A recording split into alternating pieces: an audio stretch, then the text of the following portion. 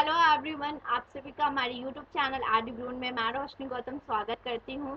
तो आज के एपिसोड में हम बात करेंगे what are the career opportunity with MA in economics. अगर आपने एमए इन इकोनॉमिक्स किया, मास्टर इन इकोनॉमिक्स किया, तो कौन कौन सी कैरियर अपॉर्चुनिटी होती हैं। तो बहुत बेस्ट अपॉर्चुनिटी बताऊंगी। ये नहीं होता है कि अगर आपने मास्टर इन इकोनॉमिक्स किया तो आपका वेस्ट है। बहुत सारे होती हैं जो हमें पता नहीं होता। तो आज की क्लास में, आज के एपिसोड में हम डिस्कस करेंगे। तो हमारे चैनल पे नए हैं तो चैनल को सब्सक्राइब कर दीजिए, बेल आइकन दबा दीजिए। अगर ये वीडियो अच्छी लगे तो लाइक कर दीजिएगा। कोई भी वीडियो आपको चाहिए कि इस टॉपिक पे आप नाम वीडियो बनाएं तो ज़रूर आप कमेंट सेक्शन में बता सकते हैं। उस पर आपको वीडियोस कैरियर गाइडेंस मिलेगा। कोई भी कैरियर गाइडेंस रिलेटेड वीडियो चाहिए तो ज़रूर कमेंट पे लिखिए।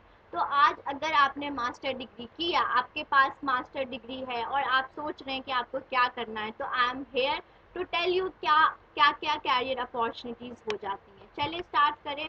तो सबसे पहले हमें एमएनसीज का पता नहीं होता कि एमएनसीज में आप जा सकते हैं अगर आपके पास कैरियर होता है। तो इंश्योरेंस मार्केट में जा सकते हैं। बहुत सारे आपको बिल्कुल जैसे इंटर्न के बेस पे आपको हायर करते हैं, 15 to 20,000 आपको मिलता है। तो आप इंश्योरेंस में जा सकते हैं, बैंकिंग में जा सकते हैं, प्राइवेट बैंकिंग हायर करता है। फाइनेंस में जा सकते हैं। इंटर्न के बेस पे आप अपने जो सीवी है उसमें आप सीवी को इम्प्रूव कर सकते हैं और लिख सकते हैं। तो वो क्या करते हैं, 15 to 20,000। और जब और कहीं से तो आपको स्टार्ट करना ही है। तो अगर आप बैठे हैं, आप किसी कॉम्पिटिटिव एग्जाम की तैयारी भी कर रहे हैं, तो आप इंश्योरेंस, बैंकिंग और फाइनेंस में जाके अपने एज ए इंटर्न वर्क कर सकते हैं, वर्क एक्सपीरियंस कर सकते हैं फर्दर और अपने सीवी को डेवलप कर सकते हैं। तो फर्स्ट ऑप्शन होता है एमएनसीज में आप जा सकते हैं। लाइक इंश्योरेंस हो गया, बैंकिंग हो गया। बैंकिंग में प्राइवेट बैंकिंग बहुत सारी इंटर्न को हायर करती हैं। फिर फाइनेंस सेक्टर में भी जा सकते हैं, राइट। फिर कॉम्पिटिटिव एग्जाम्स कर सकते हैं, जैसे यूपीएससी। अगर आपके पास इकोनॉमिक्स है तो यूपीएससी, आईईएस कर सकते हैं, Indian economic service, RBI grade B कर सकते हैं अगर इकोनॉमिक्स में आपका है। ठीक है, पोस्ट ग्रेजुएशन के बाद भी होता है।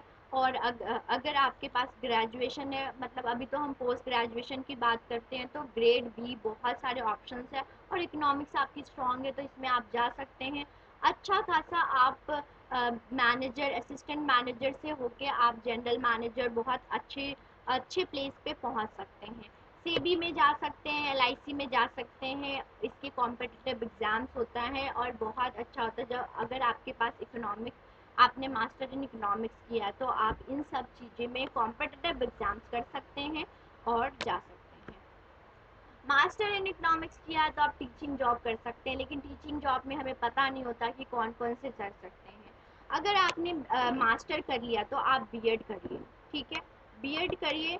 बीएड करने के बाद बीएड में आप पीजीटी में जा सकते हैं, post graduate teacher, train graduate teacher, KVS में जा सकते हैं, एनबीएस जा सकते हैं, टेट दे सकते हैं, सीटेट दे सकते हैं।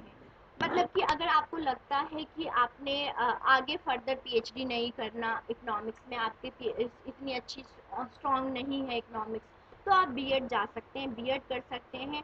फिर उसके बाद एमएड कर सकते हैं, लेकिन ये 5 साल का आपका क्या चला जाएगा, आपको 5 साल इसमें आपको डिवोट करना पड़ेगा। फिर जाके आप बीएड कर सकते हैं। अगर आप नेट क्वालिफाई नहीं कर रहे हैं इकोनॉमिक्स में, तो आप एजुकेशन में नेट दे सकते हैं और बहुत कैरियर अपॉर्चुनिटीज़ होती हैं जब आप एमएड करते हैं। ठीक है, बहुत ज़्यादा। तो बीएड और एमएड कर सकते हैं, 5 साल आपको देना पड़ेगा इसमें। लेकिन इसमें क्या होगा, एकदम से आपने पोस्ट ग्रेजुएशन भी किया तो आप बिल्कुल इसमें आप अपने आप को नहीं टाइम अपना लगा सकते। इसके अलोंग विथ आप अपना काम कर सकते हैं, जैसे कि आप प्राइवेट कोचिंग दे दीजिए या होम कोचिंग दे दीजिए। आपको एक्सपीरियंस हो जाएगा, पढ़ने का तरीका पता चल जाएगा आपको। आप बीएड और एमएड करते हुए ये चीज़ कर सकते हैं, अपनी प्राइवेट कोचिंग खोल सकते हैं अपने घर पे ही, या फिर होम ट्यूशन दे सकते हैं और अच्छा खासा इनकम होता है। इससे आपको पढ़ाने का तरीका पता चल जाएगा कि कैसे पढ़ाना है। तो आगे आपको जब आपका इंटरव्यू या फिर डेमो लिया जाता है तो ईजी हो जाता है और आपकी सीवी भी स्ट्रांग हो जाती है कि आपके पास वर्क एक्सपीरियंस है। वो अपने आप दिखता है, लिखा हो ना। अगर आप पढ़ाते हैं, पढ़ाते पढ़ाते आपका नेचर आप वैसे ही बन सकते हैं। तो आप देख सकते हैं।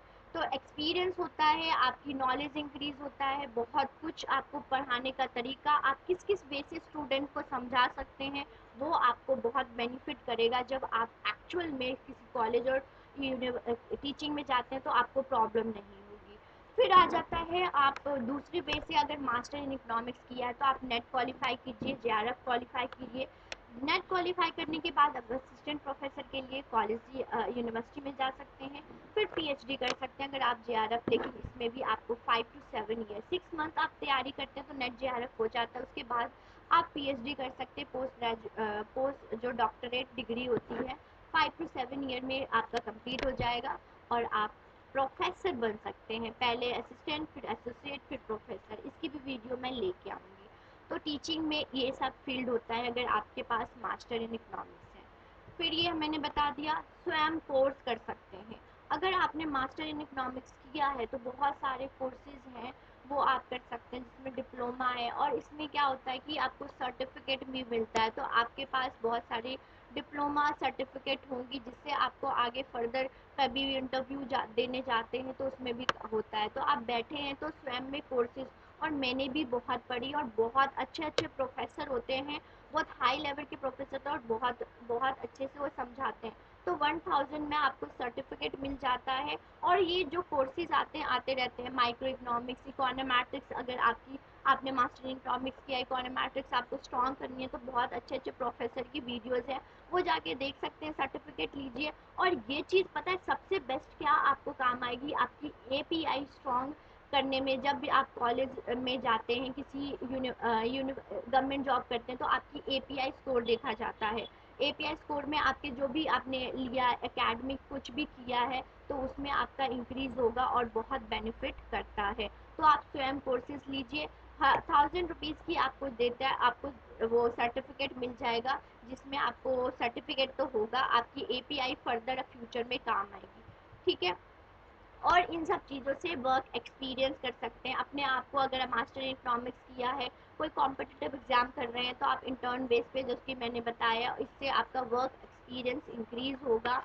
और प्राइवेट कोचिंग कीजिए तो आपकी एज ए टीचर आप क्या होंगे, डेवलप्ड होंगे। तो बैठे मत लीजिए, ये सारे स्कोप्स हैं जो कि स्टूडेंट्स को पता नहीं होता।